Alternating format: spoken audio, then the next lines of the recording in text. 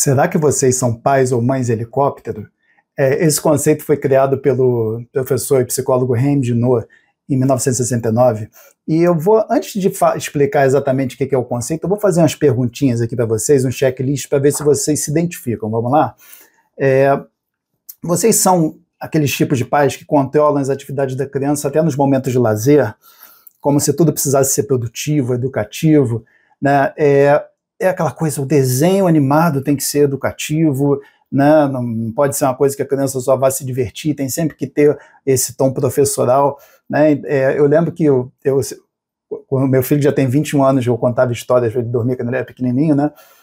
E eu lembro que uma vez eu contando, normalmente eu improvisava, inventava as histórias, aí eu contando minha história, eu lembro que eu comecei, ele falou, pai, sem lição de moral, né? Eu falei, pô, tá bom, tô sendo chato, né?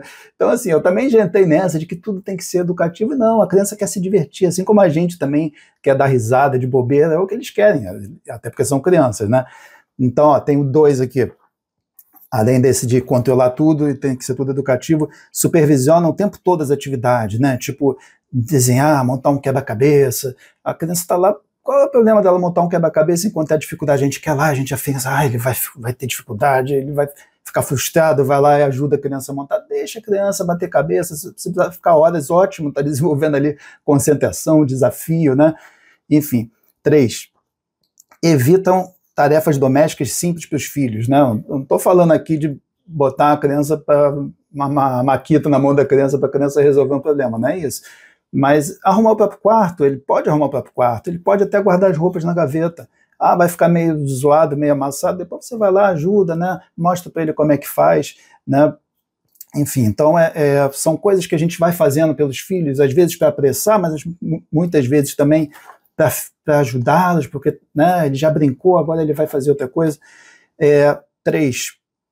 Evita, 4. Interrompe a autonomia física dos filhos, né? Tipo, dar comida na boca, às vezes a criança com 3 aninhos, né? Pô, já tem condição, já tem coordenação motora fina para pegar um garfo, com certeza ele já não desenha, não faz desenhos lindos, é até o mesmo movimento, né? Mesmo tipo de pegada, então ele já tem condição, né? Às vezes subir uma escada, uma criança de 5 anos, eu vejo às vezes o pai levando na mão, né? No colo, poxa, deixa a criança subir a escada, né? Aqui mais uma. Evitam que convivam com outras crianças sem mediação, aquela coisa, né? Pô, tá na pracinha, tem um garoto lá que empurra, né? Deixa empurrar, se é do mesmo tamanho, deixa eles se resolverem, gente. Não tô falando se tiver um grandão, é claro, você tem que ficar atento. Mas já viu, né? Já viu briga de cachorro pequeno, como é fácil separar e ninguém se machuca? Então é mais ou menos isso, deixa a criança resolver os probleminhas dela, deixa ela interagir, né? Às vezes aquele coleguinha pode estar agressivo naquele dia, no dia seguinte eles viram ótimos amigos, né? Enfim, é uma coisa que agora entrando mais no âmbito da escola. Fazem a lição de casa pelos filhos ou os trabalhos, né? Eu trabalhei mais de 25 anos em escola, chegava aquelas feiras de ciência, era comum chegar aqueles trabalhos que parecia que tinham sido feitos por um engenheiro da NASA, né? Mas, pô, não, deixa a criança botar a mão e fazer. Não vai ficar tão bonito, não vai, mas vai ser o que ela fez, né? Enfim, então, e o trabalho de casa também, né? Ele não vai saber fazer, eu vou lá fazer por ele. Supervisiona, deixa a criança errar. É importante que o professor saiba onde é que está o erro também, tá? Se você puder ajudar a corrigir aquele erro na hora, ótimo também, mas muitas vezes você não prefere, deixa o professor resolver, que isso também você pode até avisar o seu filho, conversa com o professor, que você está com essa dificuldadezinha, ok, deixa o professor trabalhar também, né? Essa aqui é muito clássica dos últimos tempos, né? Pedem à escola fotos em tempo real. Eu fiz esses itens aqui lembrando de coisas, né, do tempo que eu atuava em escola, e isso tem sido muito comum nos últimos anos. Em primeiro lugar, a gente tem que saber, assim, sempre que você está pedindo para alguém fotografar seu filho, tenha certeza que alguma pessoa encarregada de olhar e de supervisionar as crianças saiu dessa função para ficar de cinegrafista, tá? Então, avaliem se isso é legal. E, em segundo lugar, esse cordão umbilical tem que ser rompido, gente. O horário da criança é o horário da criança. Eu sei que no primeiro dia, principalmente, é difícil, a gente quer ver como é que a criança está, a gente fica feliz. Vejam isso como um bônus. Se a escola oferecer isso a vocês, ok, mas não fiquem o tempo todo em cima, porque, né, isso corta muito do andamento da própria sala de aula, prejudica, toda hora, para criança, para tirar foto. Eles não reclamam quando a gente passeia e tem que parar aquele passeio para tirar uma foto, é a mesma coisa na escola, às vezes eles estão no meio de uma atividade e tem que parar para registrar um momento, né? Então, vamos lá. Tá acabando já, estou na 8 já, são 10. Enviam mensagem frequente aos professores, é comum, né? Ah, hoje ele se sentiu assim, não sei o quê, fica de olho, gente. Uma agendinha resolve, né? As pessoas ficam ligando, mandam mensagem o tempo todo, então deixem o professor, deixem a escola caminhar também com o aluno, tá? A não ser que seja uma coisa, claro, de fato, muito... mas hoje ele amanheceu tristinho. Gente, tá tristinho, de repente está na sua casa, na escola ele vai brincar e vai ser outra criança. Outra que é muito comum, que discutem notas, resultados e avaliações. Fulano, tem um pontinho aqui que eu estou vendo, essa questão aqui que o professor não deu, eu vou lá na escola brigar por esse ponto.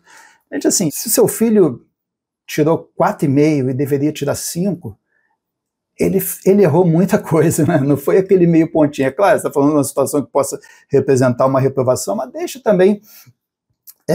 confie no processo da escola. Muitas vezes a escola vai errar também, eu entendo, né? Mas se não for uma coisa que vai fazer uma diferença tão grande, evitem ser esses pais e mães helicóptero que estão o tempo todo ali brigando pelos filhos, né? Os filhos têm que aprender. A criança que já faz prova, ela já tem condição de chegar para o professor. Você pode falar com o seu filho: olha, essa questão aqui eu acho que você acertou. Fala com o professor, deixa ele desenrolar também, é importante para a autonomia, tá? E aí, terminando aqui o item 10, troca um filho de turma ou de escola com frequência, né? Assim, aquela coisa, aconteceu um probleminha aqui, tem um menino que não gosta dele, um coleguinha que implica, vou tirar da escola, né? Gente, a escola é como se fosse um microcosmo de uma sociedade maior, né? Então, é ali que a criança vai desenvolver resistência. A escola é como se fosse uma vacina, né? Vou usar uma outra analogia aqui. É como se fosse uma vacina, você vai botar o vírus ali mais suave, né, enfraquecido, para o corpo aprender a se defender, né? E quando vier o vírus brabo mesmo, ele já conhece o caminho da defesa. É mais ou menos isso. Vai chegar aquele coleguinha que vai ser chato, que vai implicar com ele vai aprender também a desenvolver estratégias para reagir, para se colocar, para não se fragilizar tanto com qualquer tipo de contrariedade. Então, é uma vitamina, é uma vacina para a vida adulta, porque ele vai ter sempre um chefe, um colega de trabalho, alguém que vai puxar o tapete dele, mas eu vou sair desse trabalho porque o fulano não gosta de mim. Não, né, gente? Então, assim, essas foram as 10 itens aqui. Então, agora eu vou falar sobre, não sei se vocês marcaram aí quantos que vocês se identificaram em alguns momentos, talvez alguns tenham se identificado. Vou falar um pouquinho do termo agora, né? O professor Rengino, ele estava escrevendo um livro, né, Between Parents and Teenagers, né, entre pais e adolescentes. Era um livro sobre relações, desenvolvimento, socialização de crianças e adolescentes, e um dos depoimentos que ele colheu de um menino, de um adolescente, é que ele falou: minha mãe está o tempo todo em cima de mim, parece um helicóptero que fica sobrevoando tudo que eu faço, né? Então é isso, pais e mães helicópteros são aqueles que estão o tempo todo ali sobrevoando, querendo saber o que o filho está fazendo. E por mais que a gente faça isso por amor, a gente tem que lembrar que causa uma série de problemas aí no desenvolvimento psicológico do nosso filho, no desenvolvimento social, né? Primeiro, ele não vai desenvolver as habilidades motoras, sociais, que ele poderia desenvolver, né? Porque você vai sempre estar ali resolvendo as coisas por ele. Segundo, ele vai se tornar muito mais inseguro, né? Porque e quando vocês não estiverem perto? Em algum momento vocês não vão estar perto, né? E aí ele vai ter que resolver. Ele vai ficar esperando alguém resolver por ele, né? Existem muitas consequências. Uma terceira que eu vou citar aqui, ele pode ter uma dificuldade de socializar com as pessoas, né? Porque ele vai se deparar o tempo todo com limites, com coisas que não vão ser acessíveis para ele, não vai ter sempre alguém dando as coisas para ele, e ele vai ficar magoado, ele vai estranhar, porque sim, a vida é muito dura, né? A vida não vai tratá-lo, pegá-lo no colo o tempo todo para subir uma escada, não, né? Ele vai ter que resolver os problemas dele.